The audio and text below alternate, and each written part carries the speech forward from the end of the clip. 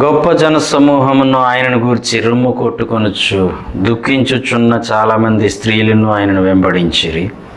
యేసు వారి వైపు తిరిగి, యెరూషలేము కుమార్తెలారా, నా నిమిత్తము ఏడవకుడి, మీ నిమిత్తమును మీ పిల్లల నిమిత్తమును ఏడుగుడి అని ప్రభువు తెలియజేశారు. ప్రభు బహు శ్రమలో ఉండి ఆయన తాను పొందనయ్యనటువంటి శిలువ శ్రమను ఆయన ఎరిగిన వారయ్యండి, ఆయన్ను చూచి రొమ్ము కొట్టుకొనుచున్నటువంటి జనులతో ప్రభు మాట్లాడుతున్నటువంటి మాట,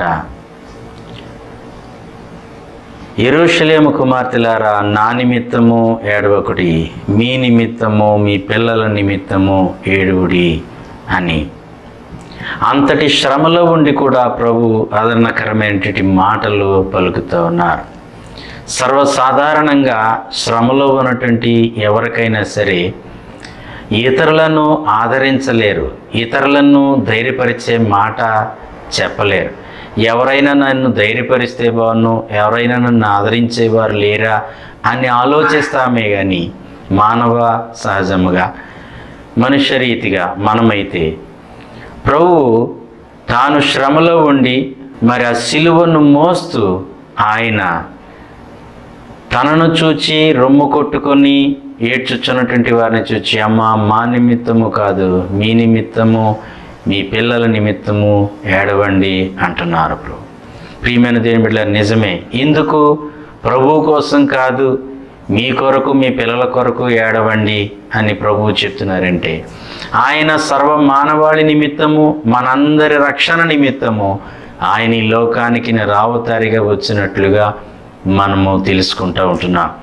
అట్టి రక్షకుడైనటువంటి ప్రభువునకు రక్షణ అవసరం లేదు, కానీ రక్షణ కావలసినటువంటి వారమైనటువంటి మనము ఏడవాలి, కన్నీరు కార్చాలి, రోధించాలి, విలపించాలి, ప్రభు సన్నిధిలో మొరపెట్టుకోవాలి, రక్షణ దయచేయమని వేడుకొనవలసినటువంటి వారముకుంటున్నా గనక ఆ ప్రియ రక్షకుడైనటువంటి ప్రభువుని పాదాల మీద పడి, ప్రభువా నన్ను రక్షించు, ప్రభువా నన్ను కనికరించు, ప్రభువా నాపై దయ చూపించు, దావీదు కుమారుడా నన్ను కనికరించు, నన్ను దాటిపోకు అని వేడుకొన్నటువంటి ఆ గుడి వీక్షకుడు మాట ఎలాగునైతే విని, ఆ స్వరము విని ఎలాగునైతే ప్రభు వచ్చి అతన్ని రక్షించి నీకేమీ అవసరమని అడిగి అతని కనులు తెరిచి బాగు చేశాడు, అలాగనే నీవు రక్షణ కావాలని ప్రభువును విలపించి రోధించి నీవు అడిగినప్పుడు దేవుడు గొప్ప రక్షణ కలుగు చేసేవాడు అంటున్నాడు.